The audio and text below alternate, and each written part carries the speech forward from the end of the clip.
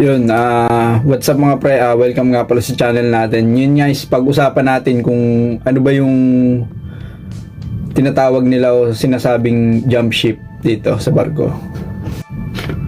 Yun, paano ba masasabi na jump ship yung isang nagtatrabaho sa barko?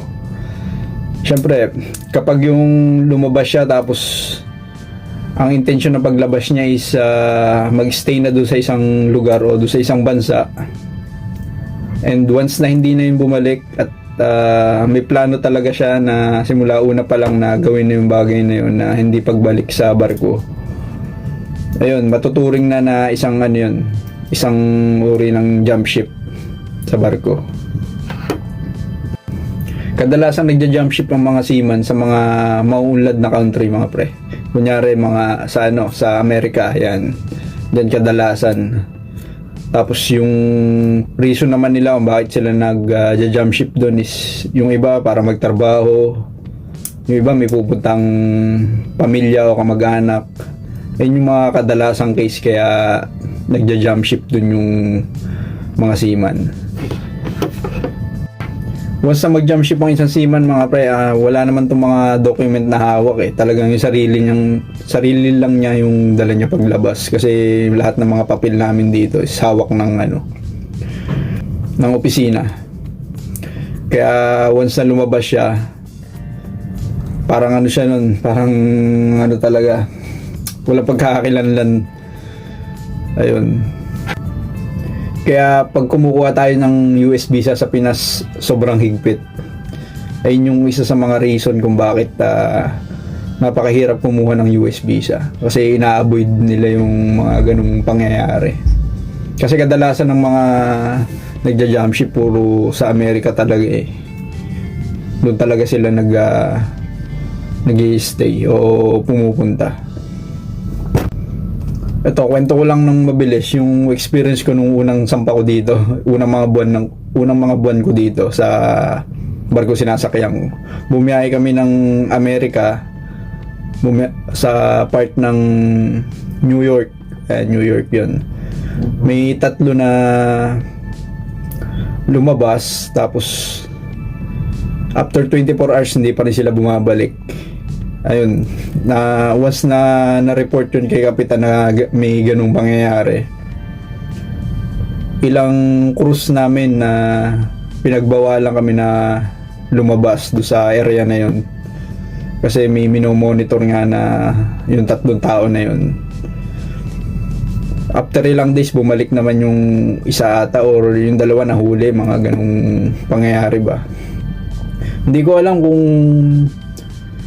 ano yung consequence kay kapitan pagka ganun eh. Sabi nila parang may binabayaran si kapitan na multa pagka ganun.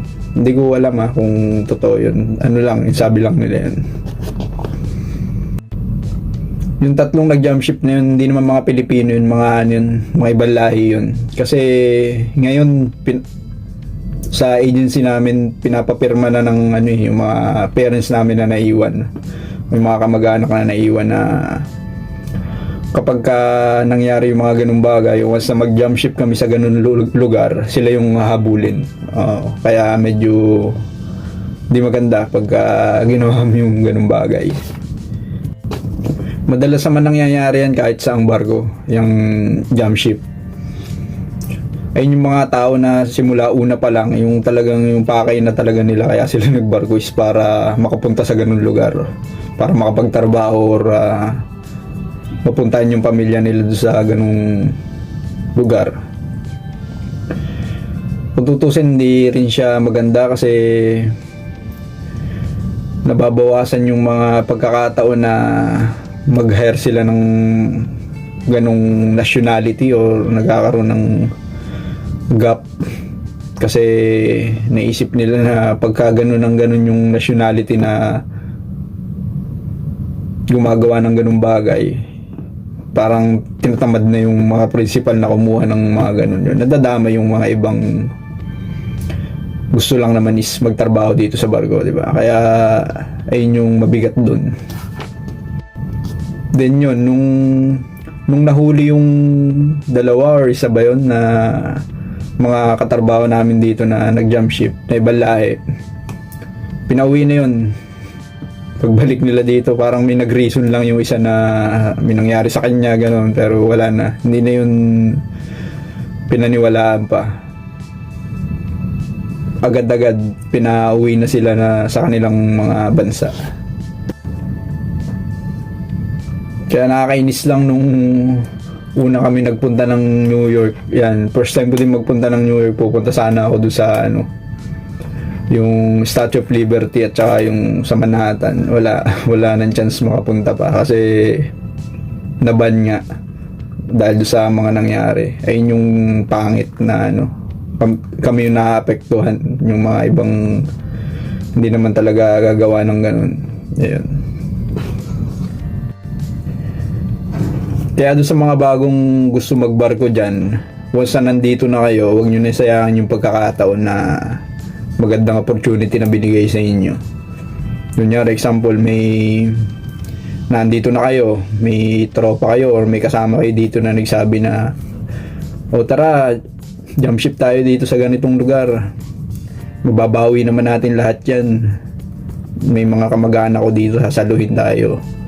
Di ikaw alam mo naman sa sarili mo na once na naando na sa part na yun, or kahit pa sabihin niya na ganun, isipin mo pa rin yung mga tao naghihintay sa'yo sa Pilipinas at saka yung paghihirap mo para lang makasampa, di ba? Tapos masasayang lang ng isang ganun lang. Ayun, nakapanghinayang lang yung pagkaganon yung nangyari sa inyo. Di ba, na lang talaga doon sa iba na talagang yung family nila lahat talaga ay na doon talaga sa lugar na yun. Ayun, siguro masasambot yun. Pero kung ikaw na wala naman talaga, niyayaya ka lang o nagpasilaw ka lang doon sa mga magagandang sinabi, huwag mo nang patulan yung ganun. Isipin mo na lang yung mga pamilya mo, ayun, para maiwasan yung mga ganung bagay. So yun lang mga pre, sana nagkaroon kayo ng idea about jump ship. Kung meron kayong mga gustong itanong or gusto sabihin, comment nyo na lang sa baba at try nating sagutin. Yun lang, maraming salamat.